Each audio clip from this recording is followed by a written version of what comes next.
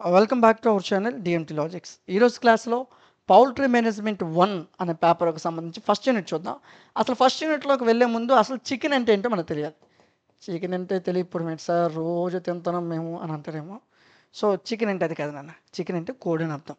Okay, so terminology ప్రకారం chicken అని అంటారు. చికెన్ అంటే మనం తినేది కాదు, కోడి అని అర్థం. చికెన్ అంటే మాంసం అనుకుంటాం మనం నార్మల్గా. సో చికెన్ అంటే కోడి అని అర్థం. సో చికెన్ యొక్క ఎనాటమీ ఫస్ట్ నీకు తెలియాలా. నువ్వు ఒక పౌల్ట్రీ రన్ చేయాలంటే ఫస్ట్ చికెన్ యొక్క ఎనాటమీ నీకు తెలియాల్సి ఉంటుంది. ఇంట్రడక్షన్ చూద్దాం. చికెన్స్ అనేవి అంటే కోళ్ళు అనేవి రెడ్ జంగిల్ ఫౌల్ యొక్క sub species. So which is the type of domesticated fowl whose life span is 5 to 10 years. So ఈ రెడ్ జంగిల్ ఫౌల్ యొక్క లైఫ్ స్పాన్ వచ్చేసరికి 5 నుంచి 10 సంవత్సరాలు. దీనిలో common type of poultry in the world. So ఈ రోజుల్లో ప్రపంచం మొత్తం ఇది ఒక కామన్ టైప్ ఆఫ్ పౌల్ట్రీ అన్నాడు. దీని యొక్క సైంటిఫిక్ క్లాసిఫికేషన్ని మీకు ఈ విధంగా ఇచ్చాడు. అయితే చికెన్ యొక్క ఎనాటమీని చూద్దాం. సో ఫస్ట్ నువ్వు కోల్తో పని చేయాలి అంటే పౌల్ట్రీ పెట్టాలంటే ఫస్ట్ చికెన్ యొక్క బాడీ పార్ట్స్ నీకు తెలియాలి. అదేవిధంగా దాని యొక్క ఫంక్షన్స్ తెలియాలి.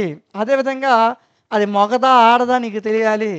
అదేవిధంగా చికెన్లో ఉన్న ఎక్స్టర్నల్ పార్ట్స్ బయటికి కనిపిస్తాయి, ఆ పార్ట్స్ కూడా నీకు తెలియాలి అని చెప్తూ స్ట్రక్చర్ గురించి వివరించాడు. అంటే ఒక కోడి లోపల ఏమేమి ఉంటాయి, బ్రెయిను, ఇక లంగ్స్, ఓవరీ, కిడ్నీలు చాలా ఉన్నాయి. వీటన్నిటి గురించి మనం మాట్లాడదాం మనం. ఓకేనా. సో ఫస్ట్ మీకు ఇక్కడ 36 ఇచ్చాడు. ఇందులో ఉన్న పార్ట్స్ అన్నీ 36 పార్ట్స్ కింద ఇక్కడ ఇచ్చాడు. ఇవి అందులో పార్ట్స్ నన్ను అంతే. ఇప్పుడు ఒక్కొక్క పార్ట్ గురించి చూద్దాం. ఫస్ట్ బీక్ అంటే ముక్కు నాన్న. కోడి ముక్కు ఉంటుంది కదా, బీక్ అంటే ముక్కు. The chickens beak is useful for 3 functions.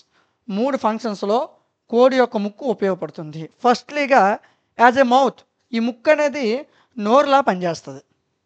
Second వచ్చేసరికి ఫైటింగ్ అండ్ ప్రొటెక్షన్, ఇంకొక కోడితో గొడవాడడం కానీ తను రక్షించుకోవడం కానీ ఉపయోగపడుతుంది.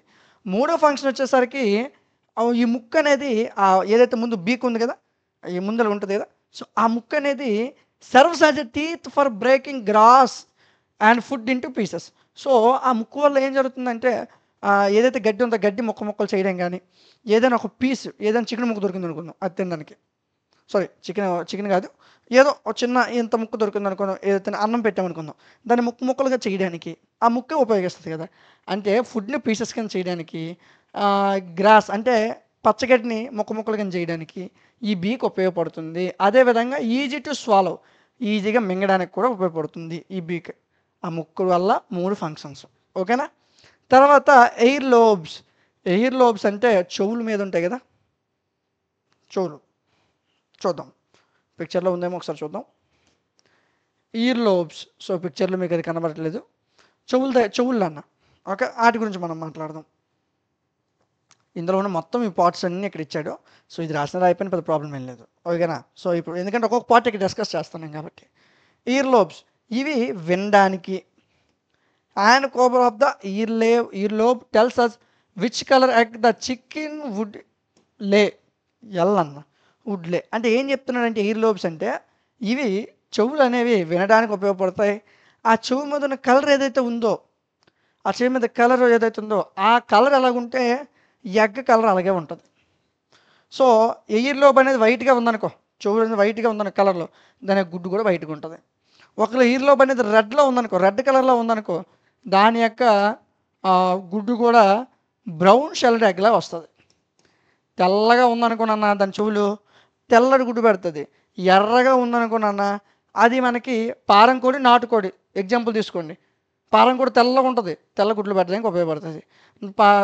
నాటుకోడి బుర్ర ఎప్పుడు కూడా అంటే చెవులు అనేవి ఎర్రగా ఉంటాయి. ఎర్రగా ఉండడం వల్ల ఏం జరుగుతుంది, వాటి గుడ్డు కలర్ వచ్చేసరికి మనకి రెడ్డిష్ బ్రౌన్ కలర్లో కనిపిస్తుంది. అంటే ఒక కాఫీ కలర్ టైప్లో ఉంటుంది. మీ అందరికీ తెలిసిందే, చిన్న గుడ్డు ఉంటుంది, కాఫీ కలర్ టైప్లో ఉంటుంది. సో ఇది ఎయిర్ లోబ్ గురించి. మూడోది comb and wattle. So comb అని పైన ఏకలు అన్న.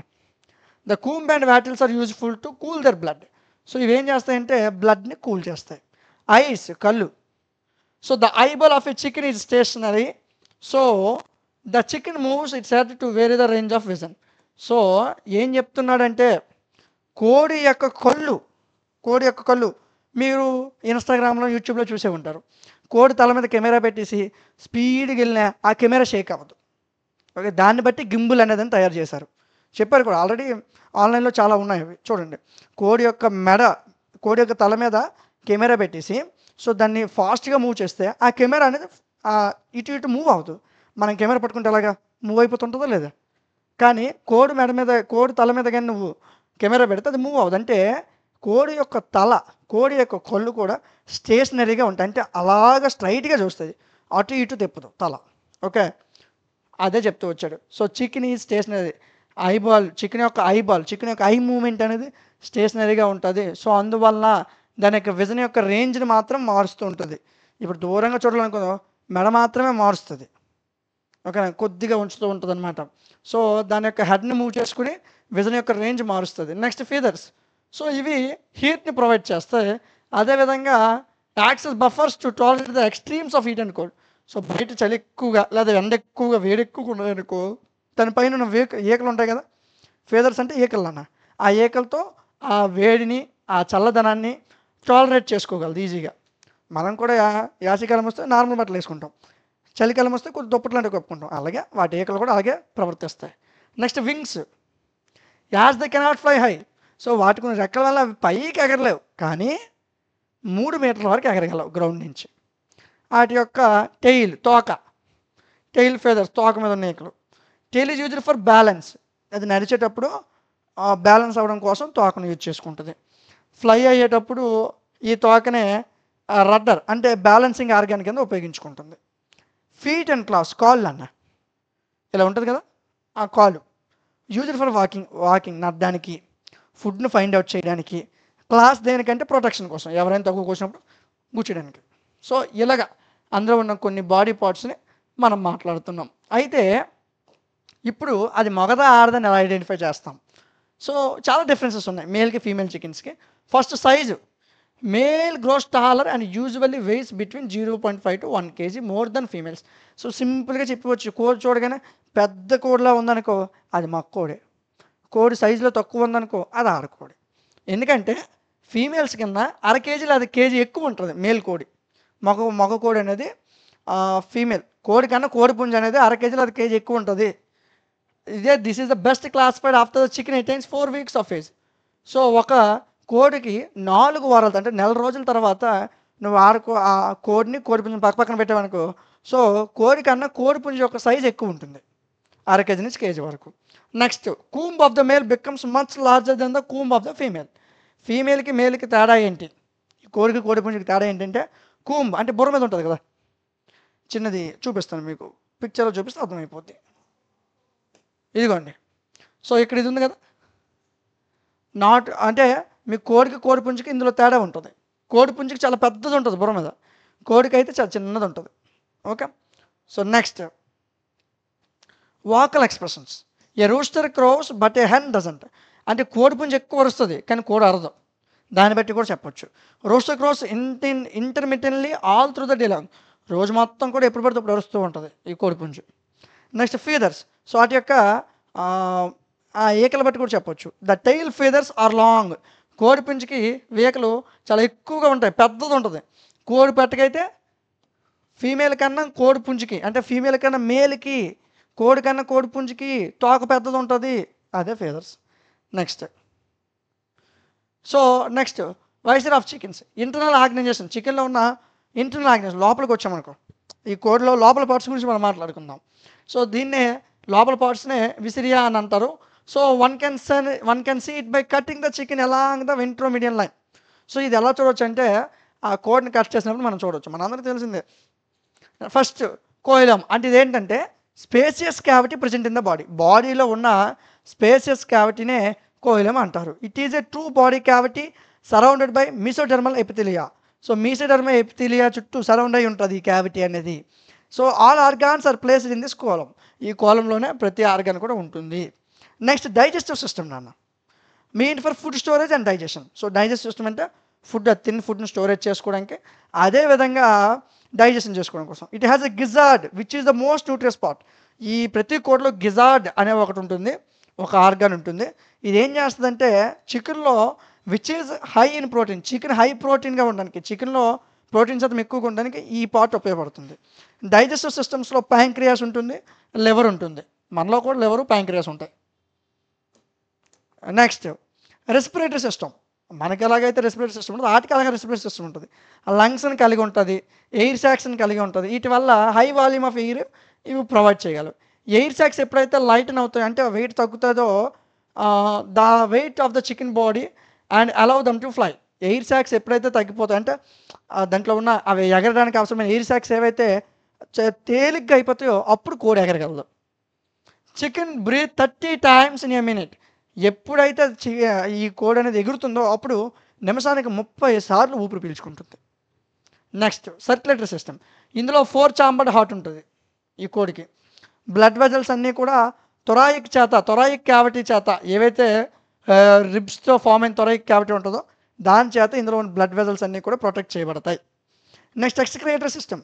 సో దీనికి కిడ్నీస్ ఉంటాయి, యురేట్రస్ ఉంటుంది, cloaca constitute the excretory system. ఇందులో ఎక్స్క్రియేటరీ సిస్టమ్ కూడా ఉంటుంది. మనలాగే కోడికి కూడా ఎక్స్క్రియేటరీ సిస్టమ్ ఉంటుంది. The lack urinary bladder and excrete uric acid.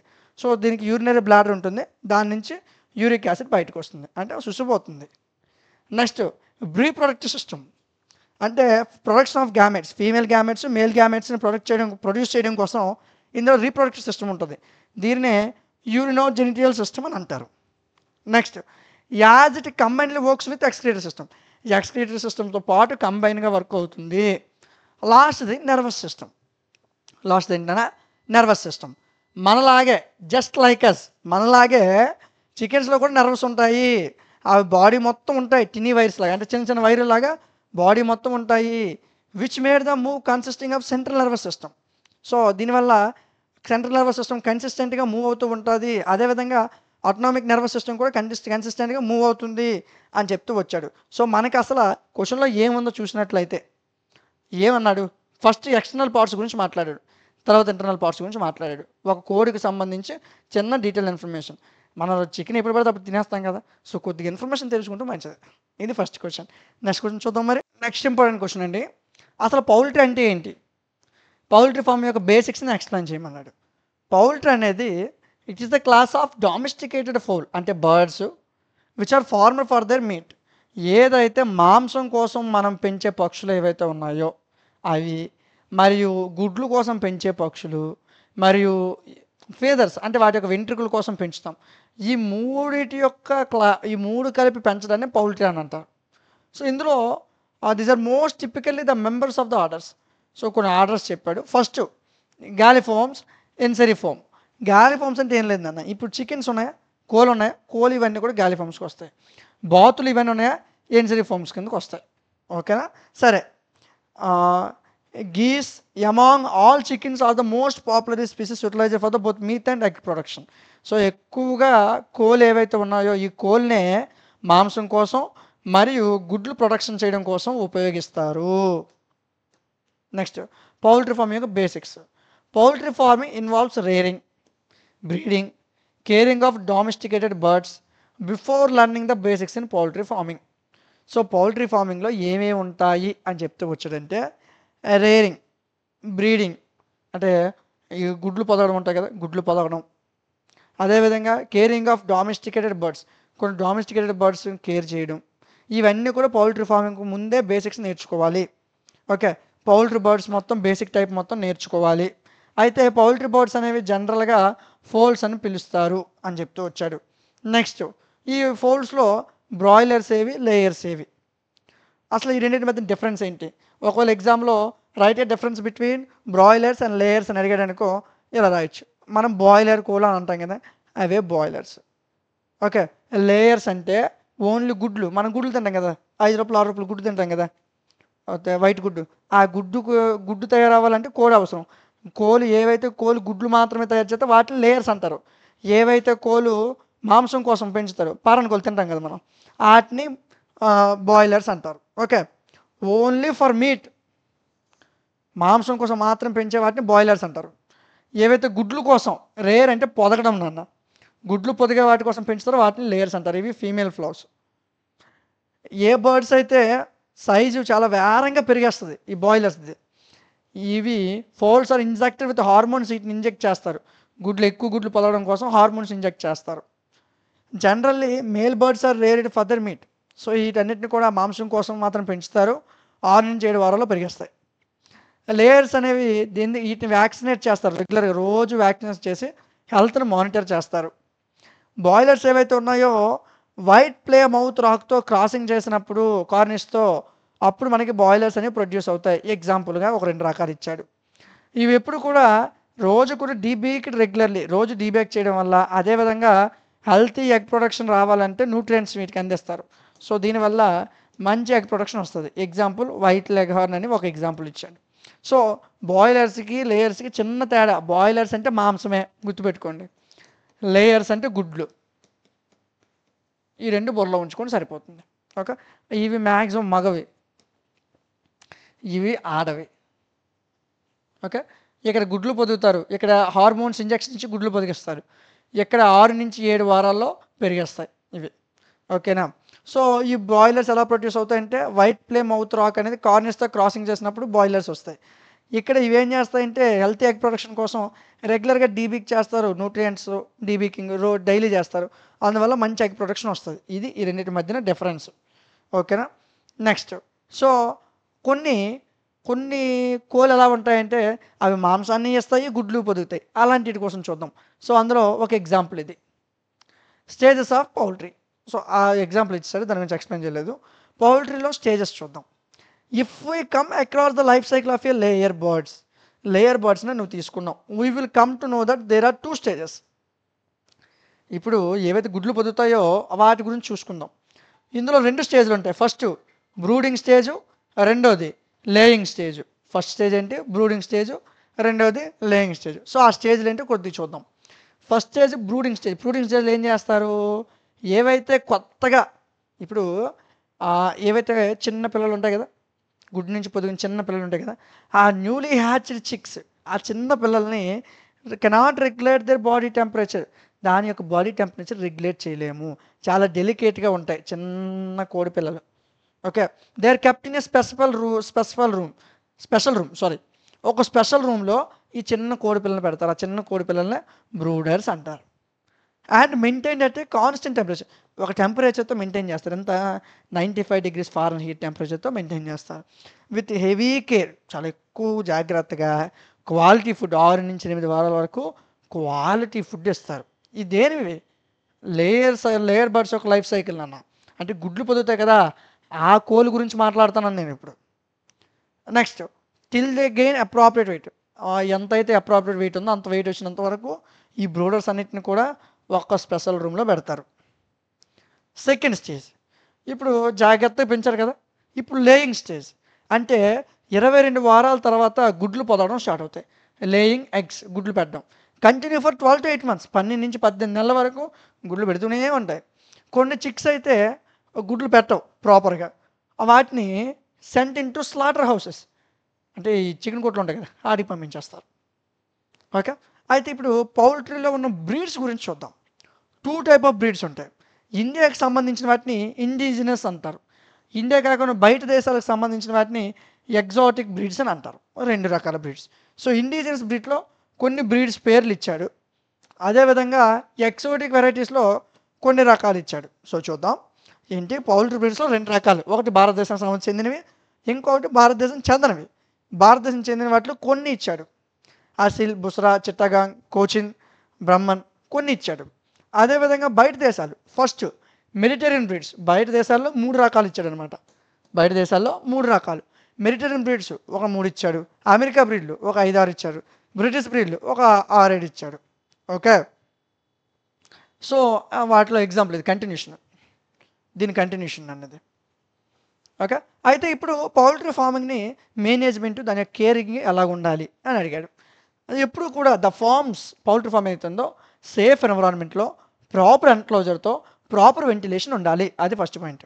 రెండోది, ఎప్పుడు కూడా ఈ గుడ్లు పెట్టే టైం ఉంది కదా, అది బ్రీడింగ్ చేసే టైం ఉంది కదా, అలా చేసేటప్పుడు డిసీజ్ ఫ్రీ బ్రీడ్స్, ఏవైతే డిసీజ్ లేకుండా బ్రీడ్స్ ఉన్నాయో, చిన్న జబ్బు కూడా లేని బ్రీడ్స్ ఉన్నాయో వాటిని మాత్రమే సెలెక్ట్ చేసుకోవాలి బ్రీడింగ్ కోసం.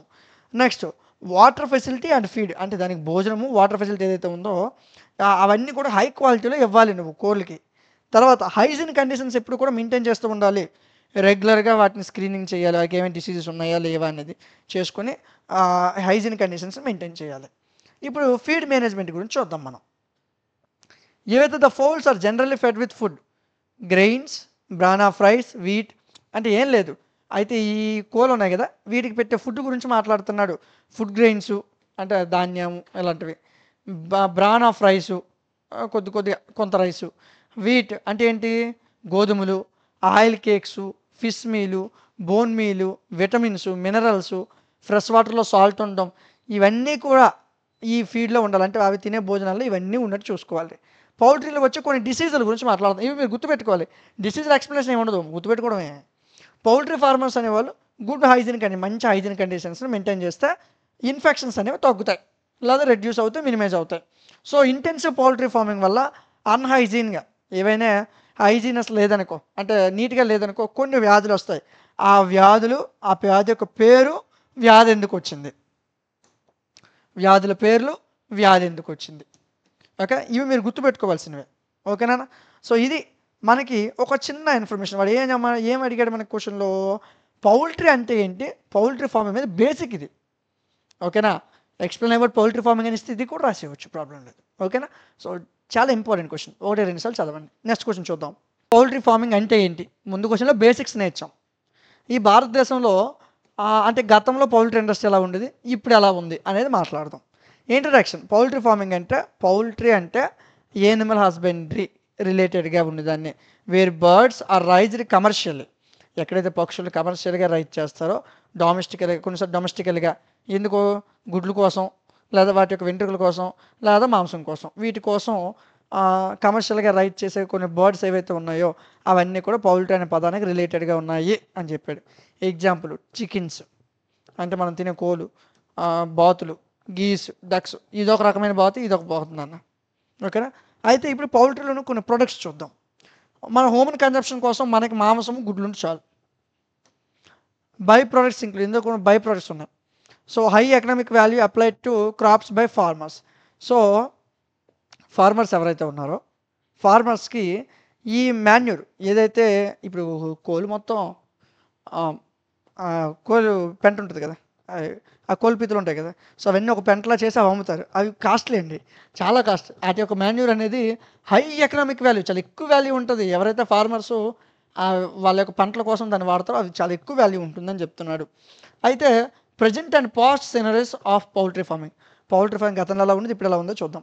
Poultry farming occupies the second place in India best profession after agriculture. వ్యవసాయం తర్వాత అత్యంత బెస్ట్ ప్రొఫెషన్ ఏదైనా ఉందంటే రెండో ప్లేస్ భారతదేశంలో పౌల్ట్రీ ఫార్మింగే. ఇండియా అనేది is consider the original home for the jungle fowl. So actual నాటుకోళ్ళు ఉన్నాయి కదా, జంగిల్ ఫౌల్ అంటే కోడిపుంజులు అనమాట. ఈ కోడిపుంజుల రకం, ఈ కోడిపుంజులకి పుట్టినీళ్ళు లాంటిది అనమాట భారతదేశం. From which the domestic birds have descended. The earliest poultry which was reared is the multi coloured fowl by the hill tribes.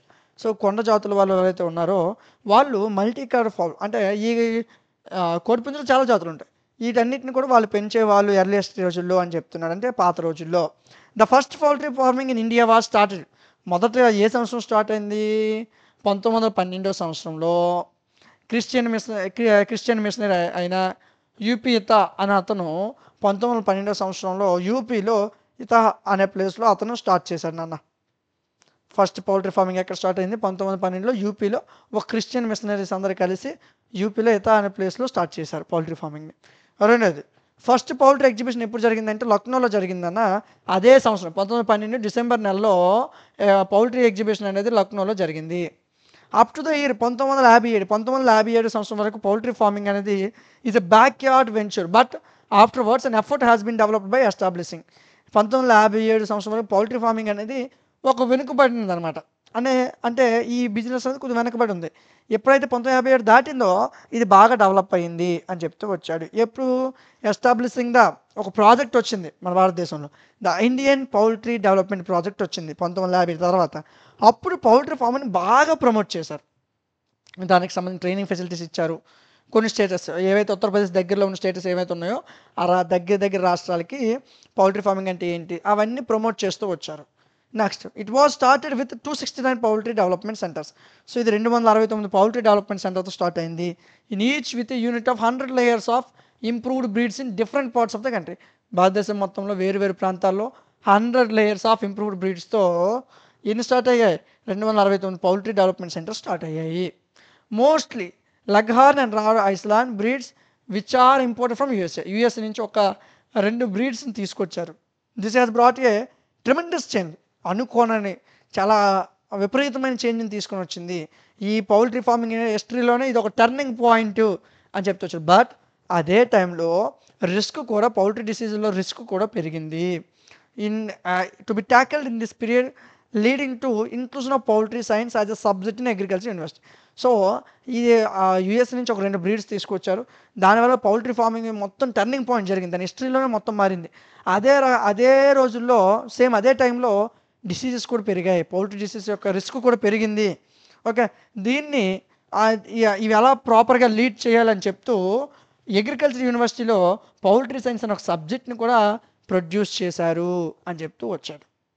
Next 1970 సంవత్సరం వచ్చేసరికి పౌల్ట్రీ ఫార్మింగ్ యొక్క ప్రోగ్రెస్ ఎలా ఉందంటే అదే విధంగా కంటిన్యూ అవుతుంది. వైబుల్ బిజినెస్ యాక్టివిటీ కింద ఇది మారింది. ఇన్ ద ఇయర్ 1979 1979 సంవత్సరంలో to provide a strong research support. So ఒక చాలా గట్టి రీసెర్చ్ సపోర్ట్ అనేది పౌల్ట్రీ ఇండస్ట్రీకి వచ్చింది 1970 సంవత్సరంలో. అండ్ ఇన్స్టిట్యూట్ పేరు ఏంటంటే, ఆ సపోర్ట్ వచ్చిన ఇన్స్టిట్యూట్ పేరు ఏంటంటే CARI, central avian research institute. So ఇది ఉత్తరప్రదేశ్లో ఉంది, Izatnagar. For both public and private sector poultry farming, ఈ 2 సెక్టర్ పౌల్ట్రీ ఫార్మింగ్ కూడా ఈ రీసెర్చ్ సెంటర్ బాగా యూజ్ అయింది. High percentage of poultry production was record in 1970 to 1980. 1970 నుంచి 1980 మధ్యన పౌల్ట్రీ ప్రొడక్షన్ చాలా ఎక్కువ జరిగింది. Most people have chosen poultry farming as it lead a path for growth. So చాలామంది వాళ్ళ గ్రోత్ పెరగడం కోసం ఈ పౌల్ట్రీ ఫార్మింగ్ని ఒక మార్గంగా ఎంచుకున్నారు. It gained popularity for providing the cheapest source of protein rich food. So ఇది ఎందుకు పాపులారిటీ అయిందంటే, ఏదైతే ఈ కోళ్ళకి అవసరమైన ప్రోటీన్ ఫుడ్ ఉందో చాలా చీపెస్ట్ సోర్స్గా దొరికేస్తుంది. For enhancing income source to the farmer. అదేవిధంగా రైతులకి ఇది ఒక మంచి ఇన్కమ్ సోర్స్గా పెరిగింది. ప్రొడక్షన్ ఆఫ్ ఎగ్స్, గుడ్లు పెంచడం, అంటే గుడ్లు ప్రొడక్షను. బాయిలర్స్, ఈ కోళ్ళు పెరగడం has been rising at a rate of 8 to 10% per annum. ప్రతి సంవత్సరం కూడా 8 నుంచి 10% వరకు ఈ గుడ్లు యొక్క ప్రొడక్షను, ఈ బాయిలర్స్ యొక్క ప్రొడక్షన్ పెరుగుతూ వచ్చింది. When agriculture production was 1 to 2% rate increase per annum. సంవత్సరానికి వ్యవసాయం 1 నుంచి 2% పెరిగితే ఈ గుడ్లు, ఈ మాంసం, వీటికి సంబంధించిన ప్రొడక్షన్ అంతా కూడా 8 నుంచి 10% పెరగడం జరిగింది. అయితే ప్రజెంట్ సినారియో, ఈ రోజుల్లో ఈ పౌల్ట్రీ ఫార్మింగ్ ఎలా ఉంది? ఈ రోజుల్లో భారతదేశంలో the third largest egg producer after China and USA. భారతదేశం ఈ పౌల్ట్రీలో, ఈ ఎగ్ ప్రొడ్యూసర్లో 3వ స్థానంలో ఉంది. యూఎస్ఏ, చైనా తర్వాత 3వ స్థానంలో పౌల్ట్రీ ఫామ్లో మన భారతదేశం ఉంది. And the 4th largest chicken producer. So గుడ్లు పొదగడంలో 3వ స్థానంలో ఉన్నాం మనం. మాంసం, చికెన్ ప్రొడ్యూసర్లో 4వ స్థానంలో ఉన్నాము. చైనా, బ్రెజిల్, యూఎస్ఏ, మధ్యలో బ్రెజిల్ వచ్చిందనమాట. Next, India's per capita eggs consumption has gone from 30 to 70% and chicken from 400 grams to 2.5 kg to 3 kg approximately. ఏం చెప్తున్నానంటే, భారతదేశంలో అంటే ఎగ్స్ యొక్క కన్జంప్షన్, పెర్ క్యాపిటా ఎగ్స్ యొక్క కన్జంప్షన్ ఎంత వచ్చిందంటే 30 నుంచి 70% పెరిగింది. చికెన్ కన్జంప్షన్ వచ్చేసరికి 400 గ్రాములు ఉండేది, 400 గ్రాముల నుంచి 3 కేజీల వరకు పెరిగింది. 400 గ్రాములు, 2.5 కేజీలు, 3 కేజీలు అని రాశాడు, అవసరం లేదు, డైరెక్ట్ రాసేయండి. 400 గ్రాముల నుంచి 3000 గ్రాముల వరకు కన్జంప్షన్ పెరిగింది. Next, in the calendar year 2019 నుంచి 2020కి వచ్చేస్తే ఇండియా యొక్క బాయిలర్ ప్రొడక్షన్ వచ్చేసరికి has been projected to an increase of 4.5 to 5 million tons and consumption of meat rises 20% every year. So 2019-20 సంవత్సరంకి వచ్చేసరికి మనకి 4.5 నుంచి 5 మిలియన్ టన్నుల యొక్క ప్రొజెక్టెడ్ ప్రొడక్షన్ అనేది, ఈ బాయిలర్ ప్రొడక్షన్ అనేది పెరిగింది. అదేవిధంగా ప్రతి సంవత్సరం ఏదైతే మనం కోడి మాంసం తింటాం కదా, దీని యొక్క కన్జంప్షన్ 20% పెరుగుతూ వచ్చింది అని చెప్తూ వచ్చాడండి. అదేవిధంగా next, the amount of money required to start a small scale poultry. అంటే ఒక చిన్న సైజులో ఒక పౌల్ట్రీ ఫామ్ తయారు చేయాలి అనుకుంటే ఎంత అవ్వచ్చు, మనీ ఎంత అవ్వచ్చు అంటే 50,000 నుంచి 1,50,000 అవ్వచ్చు. As its cost of investment is reasonable. చాలా వరకు ఎవరైతే ఈ పౌల్ట్రీ ఫామ్ మీద ఇంట్రెస్ట్ చూపిస్తున్నారో ఈ ఇన్వెస్ట్మెంట్ చాలా reasonable. But due to limited slaughters, అంటే చాలా తక్కువ, due to limited slaughters and processing facilities, exports are minimal up to the year 2016. 2016 వరకు ఈ పౌల్ట్రీ ఫార్మింగ్కి సంబంధించిన ఎక్స్పోర్ట్స్ ఏవైతే ఉన్నాయో, ఈ ఎక్స్పోర్ట్ ఫెసిలిటీస్ ఏవైతే ఉన్నాయో చాలా తక్కువగా ఉండేవి. But due to advanced techniques, ఇప్పుడు వచ్చిన అడ్వాన్స్డ్ టెక్నిక్స్ని బేస్ చేసుకుని కోల్డ్ చైన్ డెవలప్మెంట్ యొక్క పర్సంటేజ్ అంటే ఎక్స్పోర్ట్ యొక్క పర్సంటేజు ప్రతి సంవత్సరం పెరుగుతూ వచ్చింది. అప్ టు ద ఇయర్ 2018 2018 సంవత్సరం వరకు 70% of layer birds are from the states of AP. Andhra Pradesh అనే స్టేట్ నుంచి 70% లేయర్ బర్డ్స్ అంటే ఇవి నన్ను గుడ్లు పెడతాయి కదా, గుడ్లు పెట్టే కోళ్ళు ఆంధ్రప్రదేశ్ నుంచి 70% వరకు వచ్చాయి. తమిళనాడు, మహారాష్ట్ర, కర్ణాటక అంటే సౌత్ సైడ్ ఈ 4 రాష్ట్రాల నుంచే 70% వరకు గుడ్లు పెట్టే కోళ్ళ నుంచి వాళ్ళ ప్రొడక్షన్ వచ్చింది. But now more production units for setup in UP, Bihar. ఇప్పుడు ఉత్తరప్రదేశ్లోని, బీహార్లో కూడా ఈ ప్రొడక్షన్ యూనిట్స్ అనేవి చాలా ఎక్కువగా సెటప్ చేశారు. వెస్ట్ బెంగాల్ ఇంకా నార్థర్న్ ఈస్టర్న్ స్టేట్స్ ఏవైతే ఉన్నాయో వాటి యొక్క ట్రాన్స్పోర్ట్స్ టైంని సేవ్ చేయడం కోసం వాళ్ళు ఏం చేశారు, ప్రొడక్షన్ యూనిట్స్ని సెటప్ చేసుకున్నారు. ఆ తర్వాత చూద్దాం. Poultry is the most organised sector in India worth ₹1 lakh crore. So మన భారతదేశంలో ఇప్పుడు పౌల్ట్రీ ఫార్మింగ్ యొక్క వర్త్ అంటే వాల్యూ ఎంత అంటే 1,00,000 కోట్లు. Every year A growth of 6.8% in layers. So ఈ గుడ్లు పెట్టే కోళ్ళు ఉన్నాయి కదా, వీటి ప్రొడక్షన్లో 6.8% పెరుగుతూ వస్తుంది. ఏవైతే మాంసం ఇచ్చే బాయిలర్స్ ఉన్నాయి కదా, వాటి యొక్క ప్రొడక్షన్ 10 నుంచి 12% పెరుగుతూ వస్తుంది భారతదేశంలో సిన్స్ ద ఇయర్ 2012 అంటే 2012 సంవత్సరం నుంచి అని చెప్తూ వచ్చాడు మనకి. సో మనం ఏం నేర్చుకున్నాం, అసలు పౌల్ట్రీ ఫార్మింగ్ అంటే ఏంటో నేర్చుకున్నాం. పాతకాలంలో పౌల్ట్రీ ఫార్మింగ్ ఎలా ఉండేది, ఇప్పుడు పౌల్ట్రీ ఫార్మింగ్ ఎలాగుంది అనేది నేర్చుకున్నాం. ఓకేనా. సో చాలా ఇంపార్టెంట్ క్వశ్చన్, 10 మార్క్స్ రావడానికి అవకాశం ఉన్న క్వశ్చన్. ఓకే, జాగ్రత్తగా నేర్చుకోండి. నెక్స్ట్ ఇంపార్టెంట్ క్వశ్చన్తో మనం మరలా కలుద్దాం అండి. ఈ పౌల్ట్రీ హౌసెస్ అంటే ఏంటి, ఈ పౌల్ట్రీ ఫామ్ యొక్క లేఅవుట్ ఎలా ఉండాలి అనేది చూద్దాం. పౌల్ట్రీ హౌసెస్నే చికెన్ కూప్స్ అని పిలుస్తారు. పౌల్ట్రీ హౌస్ అంటే ఒక పౌల్ట్రీ ఫార్మింగ్ పెడతాం కదా, ఆ ప్లేస్నే పౌల్ట్రీ హౌస్ అంటారు. Which domestic floors especially chickens are reared for their eggs and meet.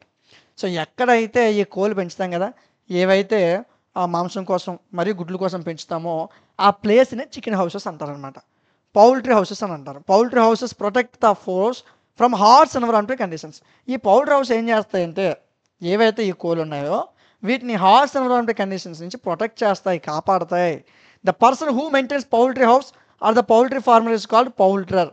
ఎవరైతే దీన్ని మెయింటైన్ చేస్తారు ఈ పౌల్ట్రీ హౌస్ని, దాన్ని పౌల్ట్రర్ అని పిలుస్తారు. నెక్స్ట్, ఈ పౌల్ట్రీ ఫామ్ యొక్క లేఅవుట్ ఎలా ఉండాలంటే ప్రిడేటర్స్ నుంచి దూరంగా ఉండే విధంగా, సేఫ్టీ చేసే విధంగా ఫస్ట్ ఆ పౌల్ట్రీ ఫామ్ ఉండాలి. ప్రిడేటర్స్ నుంచి సేఫ్టీగా ఉండాలి. To provide suitable atmosphere for the expression of full genetic potential. So full genetic potential వచ్చే విధంగా సూటబుల్ అట్మాస్ఫియర్ని ప్రొవైడ్ చేయాలా. చాలా దగ్గర మీరు చూసుకున్నట్లయితే ఇక్కడ ఎక్కడైతే పౌల్ట్రీ ఫామ్ దగ్గర మీరు ఎక్కువగా చూసుకుంటే ఎక్కువ చెట్లు, ఎక్కువ మొక్కలు నాటుతుంటారు చుట్టూ. ఎందుకు, చల్లదనం కోసం. To apply scientific management practices. So ఈ పౌల్ట్రీ ఫార్మింగ్లో కొన్ని సైంటిఫిక్ మేనేజ్మెంట్ ప్రాక్టీసెస్ని పెట్టాలా. ఎందుకు, to minimise the effect of dampness యొక్క ఎఫెక్ట్ పడకుండా తగ్గించడం కోసం. సో ఇది పౌల్ట్రీ ఫార్మ్ యొక్క పర్పస్. అయితే లొకేషన్ ఎలా సెలెక్ట్ చేయాలి నువ్వు, farm should be at a distance to public areas. Public ఏరియాస్కి కొద్దిగా దూరంగా, చర్చిలకి, పార్కులకి, బిజినెస్లకి దూరంగా పెట్టాలా. Should ensure proper setbacks. How far should the poultry house should be set back from the residential area, public road, streams. So అంటే public రోడ్డుకి, అదేవిధంగా జనాలు ఎక్కువగా ఉంటారు కదా అక్కడి నుంచి, అదేవిధంగా ఈ చెరువులు, నదులు ఉంటాయి కదా, వీటి నుంచి కొద్దిగా దూరంగా ప్రాపర్గా సెట్ బ్యాక్ చేయాలి. పౌల్ట్రీ హౌస్ ఏదైతే సెలక్షన్ ఏరియా ఉందో should be free from orders. అంటే బ్యాడ్ స్మెల్ రాకుండా చూసుకోవాలా. దాన్ని దూరంగా, డస్ట్ రోడ్డు పక్కన పెట్టేవనుకో ఆ ధూళి అంటే నీ మీద పడుతుంది, ఆ డస్ట్కి. నాయిస్, రోడ్డు పక్కన పెట్టేవనుకో హైటెడ్కి హార్న్లు వినిపిస్తుంటాయి. So proper water, current facilities ఉండే దగ్గర పెట్టుకోవాలా. వైల్ సెలెక్షన్ ఆఫ్ సైట్, ఒక సైట్ని సెలెక్ట్ చేస్తావు, should be avoided because most of the expenditures would be wastely spent on levelling the land. Low lying areas అంటే ఒక గుమ్ము ప్రాంతం లాంటిదాన్ని సెలెక్ట్ చేసుకున్నావు అనుకో, రోడ్డు అంత ఎత్తున ఉంది, నువ్వు ఫార్మింగ్ ఏమో కిందన కట్టావు. అలాంటప్పుడు చాలా వరకు పౌల్ట్రీ ఫార్మింగ్ చేసే వాళ్ళు ఏం చేస్తారంటే ఆ ల్యాండ్ లెవెల్ చేయడం కోసం, ఆ మట్టి వేసి కరెక్ట్ స్థాయికి తేవడం కోసం ఎక్కువ మనీ ఖర్చు పెడుతున్నారు, వేస్ట్గా స్పెండ్ చేస్తున్నారు. కాబట్టి అలాంటి సైట్ని ఎంచుకోవద్దు. Adequate drainage facilities should be ensured. అంటే ఇప్పుడు వీటి నుంచి ఏవైతే కోళ్ళు ఉన్నాయో కోళ్ళ నుంచి కొద్ది చెత్త వస్తుంది కదా, డ్రైనేజ్ ఫెసిలిటీస్ ఉండే విధంగా చూసుకోవాలా. It is better to construct a poultry house in east west direction. East west డైరెక్షన్లో కట్టుకుంటే మంచిదంట. ఎందుకంటే సన్లైట్ అనేది డైరెక్ట్గా కోళ్ళ మీద పడిపోకుండా కొద్దిగా సన్లైట్ తగ్గుతుందని ఈస్ట్ వెస్ట్ డైరెక్షన్లో కట్టుకుంటే మంచిదని చెప్పాడు. అయితే లేఅవుట్ ఎలా ఉండాలి ఈ పౌల్ట్రీ ఫామ్ యొక్క లేఅవుట్, ఫస్ట్ మనం ప్రాపర్ వెంటిలేషన్ ఉండే విధంగా in and out of the shed. ఏవైతే మనం పౌల్ట్రీ ఫామ్ సెట్ చేస్తాం కదా, ఆ వెంటిలేషన్ పాస్ అయ్యే విధంగా, వెంటిలేషన్ గాలి లోపలికి వచ్చి బయటకు వెళ్ళే విధానంగా వెంటిలేషన్ బాగా ఉంటుంది. మీరు చూసే ఉంటారు చాలా పౌల్ట్రీ ఫార్మింగ్లో గోడలు కట్టి ఎవరు పౌల్ట్రీ ఫామ్ కట్టరు. క్లియర్గా మొత్తం కనిపిస్తుంది మనకి లోపల ఏంటంటే బయట నుంచే చెప్పవచ్చు ఎన్ని కోళ్ళు ఉన్నాయి అనేది. అంటే మొత్తం కనిపించే విధానంగా గాలి వెళ్ళి వచ్చే విధానంగా కడతారు. వెంటిలేషన్ అనేది ఈజీగా వెళ్ళే విధానంగా కడతారు. Next, the building site needs to have an adequate land area. అంటే తక్కువ ఏరియాలో 500 కోళ్ళు పెంచడం అవ్వదు, కొద్దిగా ఎక్కువ ఏరియా ఉండాలన్నమాట, అవసరానికన్నా ఎక్కువ area. For other buildings such as dead bird compositing. అంటే చాలా ఎక్కువ ప్లేస్లో కట్టుకోమంటున్నాడు, ఎందుకంటే కొన్ని చచ్చిపోయిన కోళ్ళు ఉంటాయి, వాటిని మనం పాతేయాలన్నమాట. And litter storage of 100 feet away from the construction site to avoid the spread of diseases. So అదేవిధంగా ఏదైతే సైట్ కన్స్ట్రక్షన్ చేస్తున్నావో దాని నుంచి ఏదైతే డికంపోజిషన్ అంటే చచ్చిపోయిన కోళ్ళు పోతున్నాం కదా, దాని నుంచి కొంచెం దూరంగా కొట్టుకోవాలి, ఎందుకంటే డిసీజ్ అనేది ఒకదాని నుంచి ఒకదానికి డిసీజ్ వెళ్లకుండా ఉండడం కోసం అని చెప్తున్నాడు. Next, the site should allow the possibility for future expansion future. ఏం చెప్తున్నాడంటే ఫర్దర్గా రాబోయే రోజుల్లో రోడ్ ఎక్స్టెన్షన్ జరగవచ్చు, ఈ పౌల్ట్రీ ఫార్మింగ్ కూడా నువ్వు ఎక్స్టెన్షన్ చేసుకోవచ్చు, దానికి ఇబ్బంది లేకుండా సైట్ని చూసుకోవాలా. It should have proper road facilities. అంటే రోడ్ ఎక్కడ ఉంది, మనమేమో 6-7 కిలోమీటర్ల లోపలికి పౌల్ట్రీ కట్టాం, మరి గుడ్లను ఈ కోళ్ళు పట్టుకెళ్ళడం కోసం ఎలా వస్తాడు, రాలేడు కదా. అంటే ప్రాపర్ రోడ్ ఫెసిలిటీస్ ఉండే విధంగా, అంటే ట్రక్కులు, చికెన్ డెలివరీ కోసం వచ్చే వెహికల్స్ ఇవన్నీ కూడా ఏ టైంలో వచ్చినా సరే ఈజీగా వెళ్ళిపోయే విధంగా రోడ్ ఫెసిలిటీస్ ఉండేటట్టు చూసుకోవాలా. ఎగ్ స్టోర్ రూమ్, అంటే ఒక రూమ్ కట్టుకోవాలి ఎగ్ స్టోరింగ్ కోసం. Offices should be at the entrance of the farm యొక్క ఎంట్రన్స్, పౌల్ట్రీ ఫామ్ ఎంట్రన్స్లోనే ఆఫీస్ ఉండాలి. దీనివల్ల షెడ్లోకి ఎక్కువ మంది పీపుల్ తిరగకుండా మినిమైజేషన్. ఇప్పుడు పౌల్ట్రీ ఫార్మింగ్ కట్టేసి కోళ్ళు పక్కన కూర్చొని చేస్తామంటే అవ్వదు వ్యాపారం. అందరూ వచ్చారనుకోండి ఒక్కొక్కటి మట్టుకొని వస్తారు. సో దానివల్ల కొన్ని క్రిమినల్ అనేవి లోపలికి వస్తాయి, దానివల్ల డిసీజెస్ వస్తాయి. అంటే వాడు ఏం చెప్పాడు, పౌల్ట్రీ ఫార్మింగ్కి కొద్దిగా ముందున ఒక ఆఫీస్లో సెట్ చేసుకోవాలి, ఎవరైనా వచ్చినా ఆఫీస్ వరకు వస్తారు, లోపలికి రారు, దీనివల్ల డిసీజెస్ తగ్గుతాయి అది చెప్పాడు. Next, the brooder house. ఏదైతే ఈ బ్రూడర్ హౌస్ ఉందంటే ఈ కోడి పిల్లలు ఉన్నాయి కదా, ఆ పిల్లల్ని మీకు పెంచుతారని చెప్పాను ముందు క్వశ్చన్లో. ఆ కోడి పిల్లల్ని కొన్ని వారాల పాటు ఒక రూమ్లో పెంచుతారు, ఒక టెంపరేచర్ పెట్టి. ఆ టెంపరేచర్ పెట్టిన రూమ్నే బ్రూడర్ రూమ్ అంటారు. సో దాన్ని బ్రూడర్ హౌస్ అంటారు, లేదా గ్రోవర్ హౌస్ అంటారు. And the layer house should be maintains at a certain distance from each other. ఈ బ్రూడర్ హౌస్కి గ్రోవర్ 3 హౌస్ల పేర్లు చెప్పాడు. ఒక మంచి డిస్టెన్స్లో వాటిని కరెక్ట్గా మెయింటైన్ చేయాలి, లేకపోతే ఇందులో ఏదైనా డిసీజ్ వచ్చిందనుకో దీనికి పాకేస్తుంది, దీనికి పాకేస్తుంది, మొత్తం నష్టం వచ్చేది, చేతులు ఎత్తి ఏం చేయలేం. సో ఇలాగా డిసీజ్ స్ప్రెడ్ అవ్వకుండా ఉండడం కోసం మనం ఏం చేయాలంటే వీటిని ఒక సర్టెన్ డిస్టెన్సెస్లో మెయింటైన్ చేయాలి అని చెప్తూ వచ్చాడు. Next, a small size poultry farm need to have a special layout plan. ఒక చిన్న సైజ్ పౌల్ట్రీ ఫామ్ కట్టాలంటే ఒక స్పెషల్ లేఅవుట్ ప్లాన్ అనేది ఉండాలి. అందులో ఒక హౌస్ ఉండాలి, కొన్ని బేసిక్ ఎమిటీస్ అంటే వెంటిలేషన్, వాటర్ సప్లై, పిట్ అంటే వాటి యొక్క ఏవైతే కోల్ పీతులు అంటారు కదా వాటిని pit disposal, hygiene should be take care. So ఇవన్నీ ఉండే విధానంగా ఒక మంచి కన్స్ట్రక్షన్ చేసుకోవాలి. నెక్స్ట్ పాయింట్, 50 నుంచి 100 అడుగుల దూరం ఉండాలంట దేనికి మధ్యన, బ్రోడర్ హౌస్కి గ్రోవర్ సెట్స్కి. ఈ సెట్లకు మధ్యన ఒక సెట్ నుంచి ఒక సెట్కి మధ్య 50 నుంచి 100 అడుగుల దూరం ఉండాలి. 100 నుంచి 120 అడుగుల దూరం దేనికి, గ్రోవర్ సెట్స్కి, లేయర్ సెట్స్కి మధ్య 100 నుంచి 120 అడుగుల దూరం ఉన్నట్టు చూసుకోవాలి. 1.5 స్క్వేర్ ఫీట్ ప్రతి బర్డ్కి, అంటే ప్రతి కోడికి మధ్యన 1.5 స్క్వేర్ డిస్టెన్స్ ఉండేటట్టుగా చూసుకోవాలి, మినిమం డిస్టెన్స్ అనమాట. సో ఒకదానికి 2 బర్డ్స్కి మధ్య ఎంత డిస్టెన్స్ ఉంటే ఒకదాని నుంచి ఒకటి వ్యాధులు సంక్రమించవు. ఈ ఫామ్ హౌస్లో కొన్ని రకాలు చూద్దాం. First chicken house, border house అని చెప్పాం కదా, ఆ హౌస్ ఏంటంటే 0 to 8 weeks. ఒక కోడి 0 నుంచి 8 వారాలు అంటే 2 నెలల వరకు, 2 నెలల దాని ఏజ్ వచ్చినంత వరకు అక్కడే ఉంచుతారు వాటిని. గ్రోవర్ హౌస్ అంటే 9వ వారం నుంచి 18వ వారం వచ్చినంత వరకు ఈ గ్రోవర్ హౌస్లో ఉంచుతారు. తర్వాత లేయర్ హౌస్ అంటే 18 వారాలు దాటిన నుంచి 72 వారాల వరకు ఇక్కడ ఉంచుతారు. ఎక్కడ గుడ్లు పెడతాయి ఏవైతే ఈ కోళ్ళు ఉన్నాయో ఇక్కడ లేయర్ హౌస్లో గుడ్లు పెడతాయి. ఈ 3 హౌస్ల మీద ఒక ఐడియా వచ్చింది, ఇక్కడ మీకు డౌట్ వచ్చి ఉంటుంది, బ్రోడర్ హౌస్ అంటే ఏంటి, గ్రోవర్ హౌస్ అంటే ఏంటి, లేయర్ హౌస్ అంటే ఏంటి. సెట్ అన్న హౌస్ అన్న ఒకటే. బ్రోడర్ హౌస్ అంటే 0 నుంచి 8 వారాల కోళ్ళు ఇక్కడ ఉంచుతారు. తర్వాత 8 వారాల దాటి 9వ వారం నుంచి 18 వారాలు ఇక్కడ ఉంచుతారు. అదే 18 వారం నుంచి గుడ్లు పెట్టినంత వరకు లేయర్ హౌస్లో ఉంచుతారు. బాయిలర్ హౌస్ ఇదే దేనికంటే ఏవైతే కోళ్ళు మాంసానికి మాత్రమే ఉపయోగిస్తాం కదా ఆ కోళ్ళని ఇక్కడ ఉంచుతారు బాయిలర్ హౌస్లో.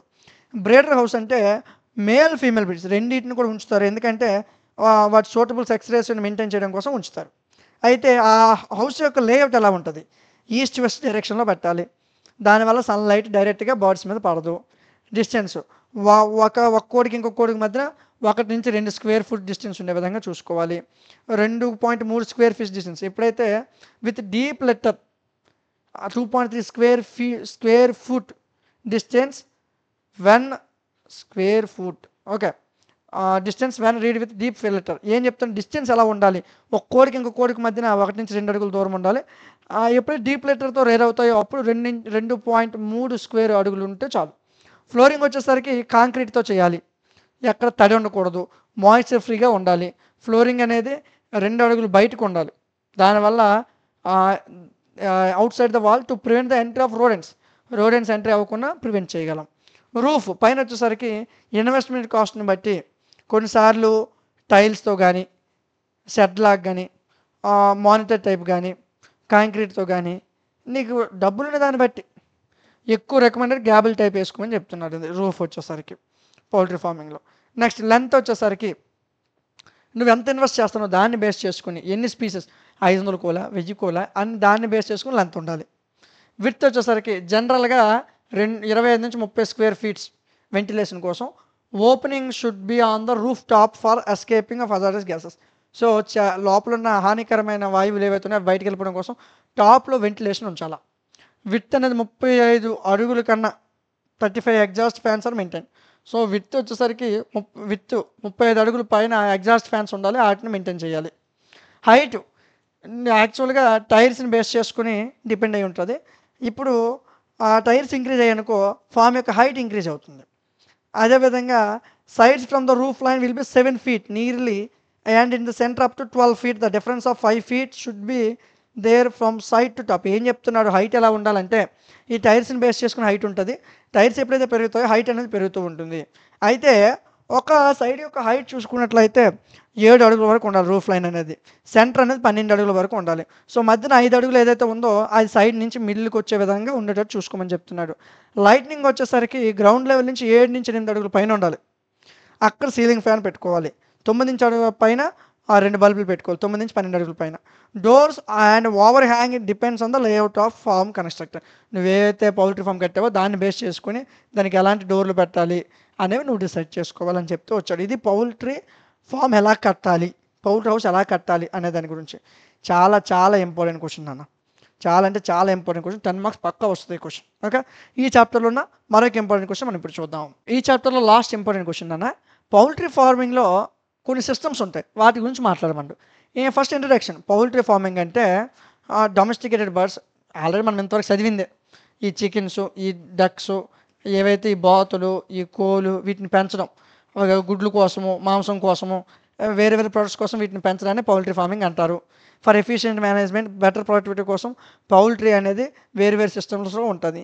అయితే ఈ సిస్టమ్స్ అన్నీ కూడా నువ్వు ఇచ్చుకునే స్పేస్ని బేస్ చేసుకుని నువ్వు బర్డ్స్కి ఎంత స్పేస్ ఇస్తున్నావు, ఎలాంటి ఫీడింగ్ ఇస్తున్నావు, ఎలాంటి హౌసింగ్ ఇస్తున్నావు, ఏ టైప్లో మేనేజ్మెంట్ చేస్తున్నావు, దీన్ని బేస్ చేసుకుని ఈ సిస్టమ్స్ అన్నీ మారిపోతాయి.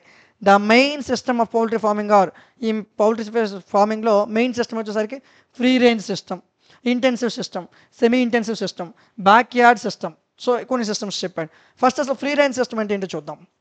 ఫ్రీ రేంజ్ సిస్టంలో బర్డ్స్ అన్నీ కూడా roam in open areas during the day. Morning పూట బయట వదులుతారు.